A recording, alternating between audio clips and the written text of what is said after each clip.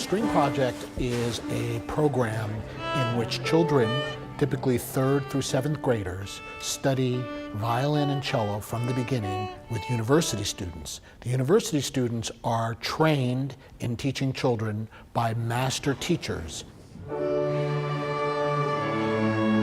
Stop. You can't be behind us. Because we have world-class string teacher trainers as our master teachers, we're training the children to play the instruments really well and effectively. Growing up as a student, as a music student, I never saw myself in the teacher's shoes. Like, I didn't even want to be in those shoes because I saw how hard it was and I saw how much they had to push me to practice. But it just sort of came, and I love teaching. Here, there's like 15 kids, and you have to grab their attention, all of them. And you're standing in front of them, and you have to teach all of them. And it's hard because it's not a student ratio of 1-to-1, it's a student-teacher ratio of like 15-to-1.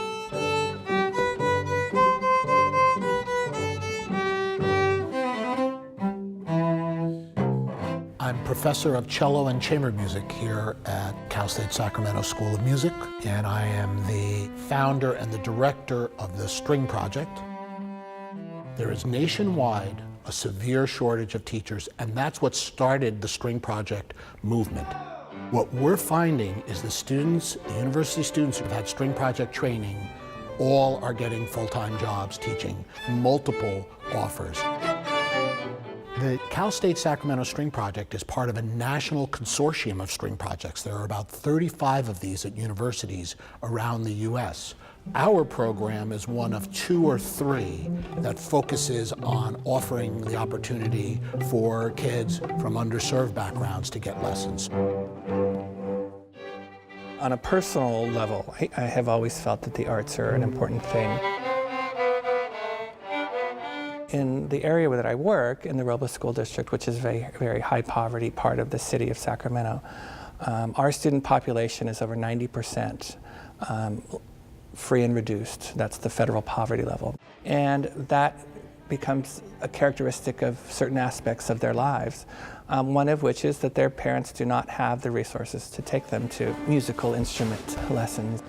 And so our school district, I think, over time has learned that we can take responsibility for that. We think it's that important.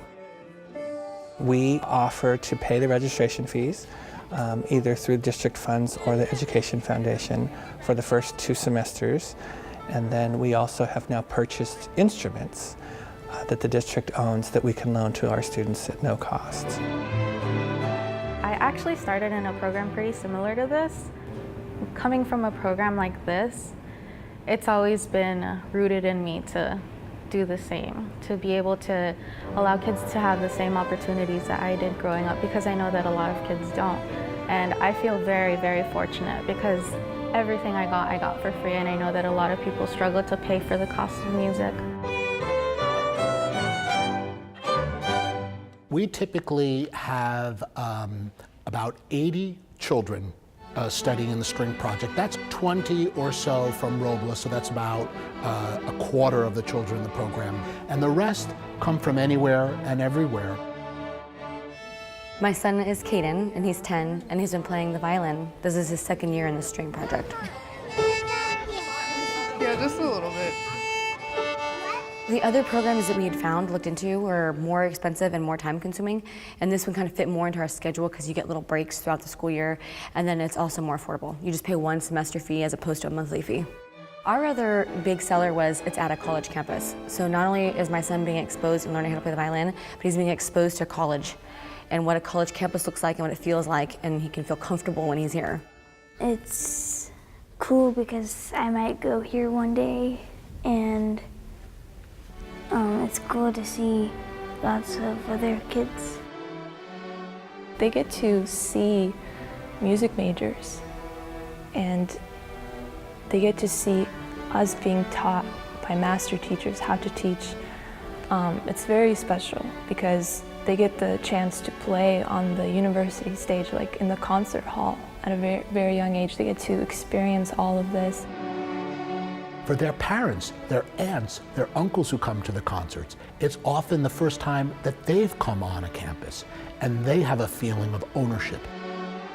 It's life-changing for some of these families. There's no way in the world they would have had a chance to have violin or cello or get to know the music of Mozart or Beethoven, and these families are really excited about what it's doing for their children.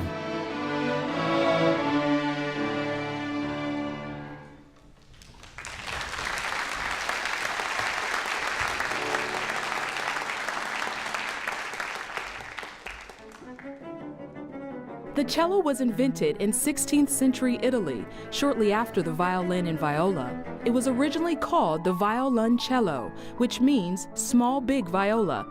It took about 200 years after its invention before the cello was taken seriously as a solo instrument. Ludwig van Beethoven is credited with composing the first true cello sonatas, writing 5 pieces for the cello and piano. The words "Between Tears and Sadness" appear on the manuscript of his most familiar cello sonata.